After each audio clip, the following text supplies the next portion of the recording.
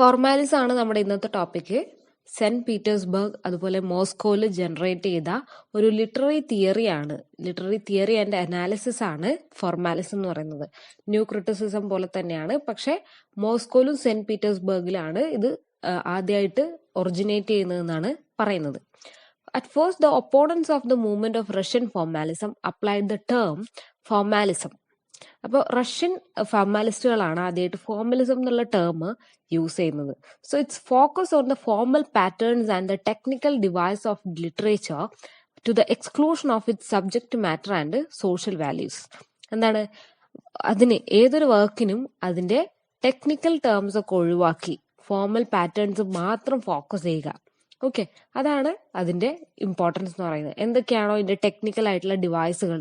ഇപ്പൊ ഒരു language use ചെയ്തിട്ടാണ് നമ്മൾ ഒരു പോയം അല്ലെങ്കിൽ സ്റ്റോറി എഴുതുന്നത്. അപ്പൊ അതിൽ നമ്മൾ ഒരുപാട് ലിറ്റററി ടെക്നിക്കുകൾ യൂസ് ചെയ്യും. ഇപ്പോൾ poetic devices, figure of speech പോലെയുള്ള കാര്യങ്ങൾ. അതുപോലെ തന്നെ അതിന്റെ ഭാഷ, അതിന് മാത്രം ഈ പറഞ്ഞ രണ്ട് കാര്യങ്ങൾ മാത്രം ഫോക്കസ് ചെയ്തുകൊണ്ട് അതിന്റെ സബ്ജക്റ്റ് മാറ്റർ എന്താണ്, അതിൽ പറയുന്ന കാര്യം, അതുപോലെ തന്നെ അതിൽ സമൂഹത്തിനുണ്ടാവുന്ന ഇൻഫ്ലുവൻസ്, ഇതൊന്നും നോക്കാണ്ട് ഒരു ന്യൂട്രൽ ആയിട്ട് നിന്നുകൊണ്ട് ഒരു വർക്കിനെ കാണുകയാണ് ഫോർമലിസം ചെയ്യുന്നത്. ഇത് തന്നെയാണ് ന്യൂ ക്രിറ്റിസിസവും ചെയ്യുന്നത്. So among the leading representatives, the movement were Boris Enschenbaum and Victor Shklovsky and Roman Jakobson. അപ്പോൾ റോമൻ ജേക്കോബ്സൺ അതുപോലെ തന്നെ വിക്ടർ ഷക്ലോവ്സ്കി ആൻഡ് ബോറിസ് എച്ചൻബോം തുടങ്ങിയ ആൾക്കാരാണ് ഇതിന്റെ ലീഡേഴ്സ് എന്ന് പറയുന്നത്. ഓക്കെ, റോമൻ ജേക്കോബ്സൺ ആണ് ഏറ്റവും പ്രധാനമായിട്ട് നമുക്ക് പറയാനുള്ളത്. So the critical mode when was separated by Soviet in early 30s. 1930s കാലഘട്ടങ്ങളിൽ സോവിയറ്റ് യൂണിയൻ എന്ത് ചെയ്തു എന്ന് വെച്ച് കഴിഞ്ഞാൽ ഇത്തരത്തിലുള്ള ക്രിട്ടിക്കൽ ലിറ്റററി മോഡ്, ഈ ക്രിറ്റിസിസം, ഈ ഫോർമലിസം എന്നുള്ള ക്രിറ്റിസത്തെ എന്ത് ചെയ്തു, വളരെയധികം എതിർക്കുകയും അവരെ അടിച്ചമർത്തുകയും ചെയ്തു. അങ്ങനെ ഈ ഫോർമലിസ്റ്റ് സ്റ്റഡിയുടെ സെന്റർ ചെക്കോസ്ലോവാക്യയിലേക്ക് മൂവ് ചെയ്യുകയും അവിടെ പ്രേഗ് ലിംഗ്വിസ്റ്റിക് സ്കൂളുമായിട്ട് കണക്ട് ചെയ്ത് അല്ലെങ്കിൽ അവരുമായി കണ്ടിന്യൂ ചെയ്ത് ഈ ഫോർമലിസം മുന്നോട്ട് പോയി. അതിന്റെ ആൾക്കാരാണ് Roman Jakobson, Jan Mukarovsky and Rene Wellek എന്നൊക്കെ പറയുന്നത്. അപ്പോൾ formalism views literature as a specialised mode of language and proposes a fundamental opposition between the literary use of a language and ordinary practical use of language. അപ്പൊ ഭാഷ എന്ന് പറയുന്നത് എന്തിനാണ്? Practical യൂസിനാണ്. നമ്മൾക്കൊരു ആവശ്യം പ്രകടിപ്പിക്കാനോ ഇല്ലെങ്കിൽ നമ്മുടെ എന്തെങ്കിലും ഒരു കാര്യം കൺവേ ചെയ്യാനാണ് ഭാഷ യൂസ് ചെയ്യുന്നത്, അല്ലെ?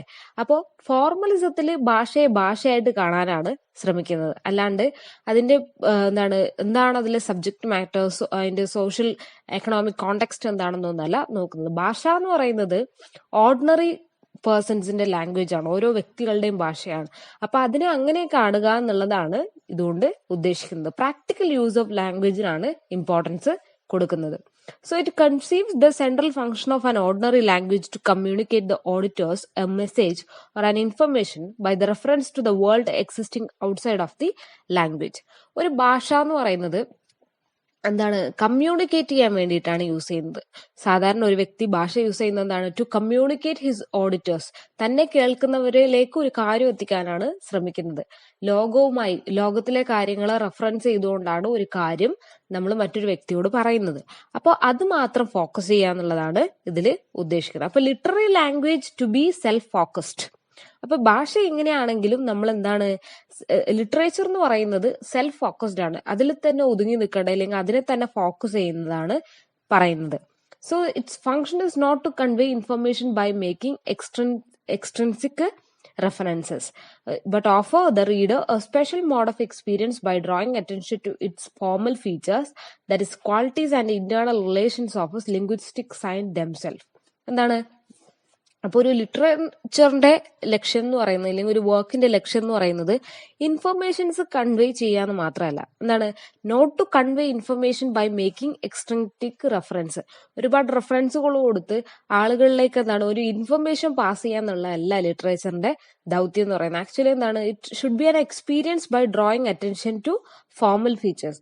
അതിന്റെ ഫീച്ചേഴ്സിലേക്ക് നോക്കി അതിന്റെ ക്വാളിറ്റീസ് നോക്കിയിട്ട് അത് ഉള്ളിലേക്ക് വായിക്കുക, ഇല്ലെങ്കിൽ അത് എക്സ്പീരിയൻസ് ചെയ്യാന്നുള്ളതാണ് ലിറ്ററേച്ചർ കൊണ്ട് ഉദ്ദേശിക്കുന്നത്. ഓക്കെ, അപ്പൊ Russian formalism refers to the work of the society, the study of poetic language. Opoyaz എന്ന് പറയുന്നത് ഇവരുടെ ഒരു സംഘടനയാണ്. അതിലാണ് ഈ റഷ്യൻ ഫോർമലിസത്തിന്റെ വർക്കുകൾ ഫൗണ്ട് ചെയ്യുന്നത്. സെന്റ് പീറ്റേഴ്സ്ബർഗിൽ 1916 ഇത് ഫോം ചെയ്യുന്നത്. ബോറിസ് എച്ച് ഒബോം ആണ്, വിക്ടർ ഷെവ്ലോസ്കി, അതുപോലെ തന്നെ യോങ് ടെറോനോവ് തുടങ്ങിയ ആൾക്കാരാണ് ഇതിന്റെ പ്രധാനപ്പെട്ട വ്യക്തികൾ, ഈ ലിംഗ്വിസ്റ്റിക് സർക്കിളിലുള്ള ആൾക്കാർ. ഓക്കെ, അതുപോലെ തന്നെ എക്കിംബോമിന്റെ പ്രധാനപ്പെട്ട ഒരു എസ്സേയാണ് the theory of formal method എന്ന് പറയുന്നത്. ഇനി നമുക്ക് എന്താണ് ഇവരുടെ ഈ ഫോർമലിസം കൊണ്ട് അവരെന്ത് ബേസിക് ഐഡിയാസ് ആണ് നമുക്ക് തരുന്നതെന്ന് നോക്കാം. ഈ അപ്രോച്ച് കൊണ്ട്, ഈ ഫോർമലിസം അപ്രോച്ച് കൊണ്ട് എന്തൊക്കെ ഐഡിയ ആണ് നമുക്ക് തരുന്നതെന്ന് വെച്ച് കഴിഞ്ഞാല്, the aim is to produce a science of literature that would both independent and factual which sometimes designated by the term poetics. Poetics എന്ന് പറയുന്ന ഒരു ടേം ഇൻട്രൊഡ്യൂസ് ചെയ്യുന്നത് ഇവിടെയാണ്.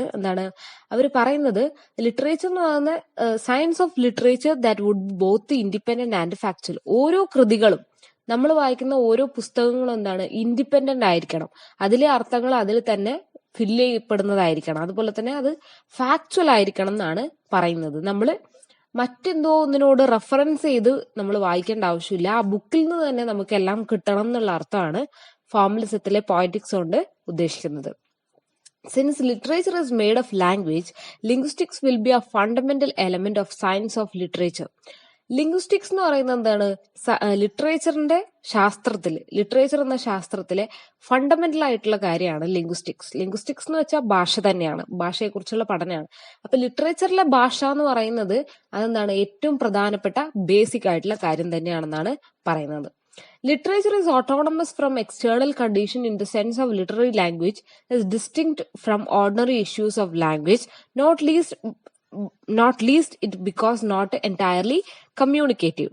അതായത് ഓരോ ലിറ്ററേച്ചർ എന്ന് പറയുന്നത് autonomous from the external conditions. ഓരോ വർക്കുകളും അതിൻ്റെതായ രീതിയിൽ അത് ഒറ്റപ്പെട്ട് നിൽക്കുന്നുണ്ട്. അതുകൊണ്ട് തന്നെ നമ്മൾ ഓർഡിനറി ലാംഗ്വേജിൽ നിന്നും വളരെ വ്യത്യസ്തമാണ് ഈ പറയുന്ന ലിറ്റററി ലാംഗ്വേജ് എന്ന് പറയുന്നത്. അതുകൊണ്ട് തന്നെ എല്ലാ സമയത്തും ഇത് കംപ്ലീറ്റ് ആയിട്ട് എന്ത് ചെയ്യണമെന്നില്ല, കമ്മ്യൂണിക്കേറ്റ് ചെയ്യണമെന്ന് ഇല്ല. Literature has its own history, a history of innovation in formal structures, and it is not determined, some crude versions of Marxism have, by its external and material history. ഓരോ ലിറ്ററേച്ചറിനും അതിൻ്റെതായ ചരിത്രമുണ്ട്, അതിൻ്റെ തന്നെ ഇന്നോവേറ്റീവ് ഫോർമൽ സ്ട്രക്ചർ ഉണ്ട് എന്നാണ് പറയുന്നത്. അത് എല്ലാ സമയവും എന്ത് ചെയ്യുന്നില്ല, ഡിറ്റർമൈൻ ചെയ്യപ്പെടുന്നില്ല എന്നാണ് പറയുന്നത്. So what a work of literature says cannot be separated from how the literary work says it, and therefore the form of the structure of a work are far from being merely decorative wrapping of isolable content, in fact part of the content of the work. What a work of literature says cannot be separated from how literary work says it. Literature എന്താന്നുള്ളത്, അത് എന്താണ് ആ book പറയുന്നത് അല്ലെങ്കിൽ ആ work എന്ത് പറയുന്നതും തമ്മിൽ സെപ്പറേറ്റ് ചെയ്യാൻ പറ്റില്ല. ഒരു വർക്കിനെയും അതിലുള്ള കാര്യത്തെയും നമുക്ക് സെപ്പറേറ്റ് ചെയ്യാൻ പറ്റില്ല. കാരണം എന്താന്ന് വെച്ചാൽ ആ വർക്കിന് തന്നെ ഒരു സ്ട്രക്ചറും ഫോമും ഉണ്ട്. ഓക്കെ, അല്ലാണ്ട് വെറുതെ ഒരു കവർ ചെയ്ത് വെക്കുന്ന പോലെയുള്ള ഒരു കാര്യമല്ല. ഓരോ വർക്കിനും അതിൻ്റെതായ കണ്ടന്റും അതിൻ്റെതായ ലാംഗ്വേജും ഉണ്ട് എന്നാണ് പറയുന്നത്. ഇനി അടുത്തത് ഇതിലെ ഏറ്റവും പ്രധാനപ്പെട്ട ഒരു ടോപ്പിക്കാണ് ഡീഫെമിലറൈസേഷൻ എന്ന് പറയുന്നത്. അതായത് സിമ്പിളായിട്ട് പറഞ്ഞു കഴിഞ്ഞാൽ എൻസ്ട്രേഞ്ച്മെന്റ്. ഡീഫെമിലറൈസേഷൻ എന്ന് പറഞ്ഞാൽ എൻസ്ട്രേഞ്ച്മെന്റ് ആണ്. അതായത് ഓരോ പുസ്തകത്തെയും നമ്മൾ അതിന്റെ ചുറ്റുപാടുകൾ നോക്കി മനസ്സിലാക്കാൻ പാടില്ല, ആ ബുക്കിൽ നിന്ന് തന്നെ നമ്മൾ മനസ്സിലാക്കണം, ആ വർക്കിൽ നിന്ന് തന്നെ മനസ്സിലാക്കുക എന്നുള്ളതാണ് ഡീഫെമിലറൈസേഷൻ കൊണ്ട് ഉദ്ദേശിക്കുന്നത്. ഓക്കെ, ഡീഫെമിലറൈസേഷൻ എന്ന് പറയുന്നത് അതിൽ നിന്ന് തന്നെ നമ്മൾ ഉൾക്കൊള്ളുക, മനസ്സിലാക്കുക എന്നുള്ള അർത്ഥമാണ്. is one of the crucial ways in which literary language distinguishes itself from ordinary communicative language as a feature how art general works, namely by presenting the world in a strange and new way. It allows us see things differently. അതായത് നമ്മൾക്ക് മുന്നിൽ ഒരു പരിചയമില്ലാത്ത ഒരു വസ്തു കൊണ്ടെന്ന് വെച്ച് കഴിഞ്ഞാൽ നമ്മൾ അതിനെ എങ്ങനെയാണ് കാണുക? പുതിയതായി കിട്ടുന്ന ഒരു വസ്തു ഇല്ലേ, അതിനെ വളരെ കൗതുകത്തോടും വളരെ ആസ്വദിച്ചുമായിരിക്കും നമ്മൾ നോക്കുന്നുണ്ടാവും. അതേപോലെ നമ്മുടെ കയ്യിൽ കിട്ടുന്ന ഒരു വർക്കിനെ നമ്മൾ വളരെ ഫ്രഷ് ആയിട്ടുള്ള പുതിയതായിട്ടുള്ള ഒന്നായിട്ട് കാണണം. മനസ്സിലായില്ലേ? ആളുകൾക്ക് മുമ്പിൽ ആ പുസ്തകത്തെ ഒരു ഓഥർ എപ്പോഴും അവർക്ക് മുൻപ് പരിചയമില്ലാത്ത രീതിയിൽ വേണം അവതരിപ്പിക്കാൻ എന്നാണ് പറയുന്നത്. ഒരു ഫ്രഷ് ഫീലിംഗ്, അപ്പോഴാണ് നമുക്ക് എന്ത് ചെയ്യാൻ പറ്റൂ, അതിന്റെ വ്യത്യസ്തങ്ങളായിട്ടുള്ള ആസ്വാദനം ലഭിക്കുകയുള്ളൂ എന്നാണ് പറയുന്നത്. അതുപോലെ തന്നെയാണ് ഫാബുല, അതുപോലെ തന്നെ ഫാബുല എന്ന് പറയുന്ന കാര്യം, സ്യൂസെറ്റ് ആൻഡ് ഫാബുല എന്താണ്, പ്ലോട്ട് എന്ന് പറയുന്നത് എന്താണ്, കണക്ട് ചെയ്തിരിക്കുന്ന ഒരു കാര്യം. എന്താ, plot and story distinction separate out sequence of the works related. അതാണ് ഒരുപാട് ഇവന്റ്സുകളെ ചേർത്ത് വെക്കുന്നതാണ് സ്റ്റോറി, അല്ലെ? അതിലെ ഇവന്റ്സുകളാണ് എന്ത്, പ്ലോട്ട് എന്ന് പറയുന്നത്. Okay, so the describe the significance of the work in to define literariness. Russian formalist as whole, the work is what makes something is art to begin with. So in order to understand the work of the art, you must focus on its form.